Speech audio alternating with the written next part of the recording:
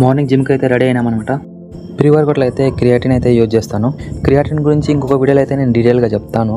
Creatine అయితే post వర్కౌట్లో కూడా use చేయొచ్చు. నా వెయిట్ అయితే ఇప్పుడు 73 ఉందన్నమాట. వామప్ అయిన తర్వాత బెంచ్ ప్రెస్ అయితే స్టార్ట్ చేసినాం. ఈరోజు వర్కౌట్ ప్లాన్ అయితే ఇదే.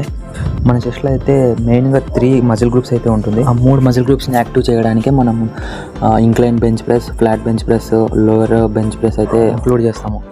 ఈచ్ సెట్కి అయితే నేను వెయిట్ అయితే ఇంక్రీజ్ చేస్తాను. వెయిట్ ఇంక్రీజ్ చేసే కొద్దీ మజిల్ యాక్టివ్ అవుతుంది. దానివల్లనే మజిల్ గ్రోత్ అయితే మనకైతే కనబడుతుంది.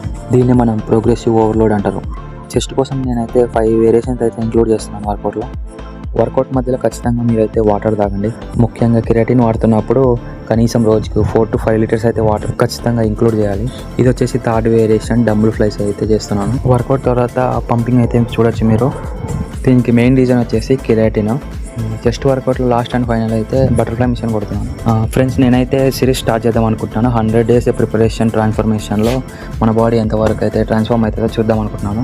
ఇది ఒక ఛాలెంజ్ లాగా అయితే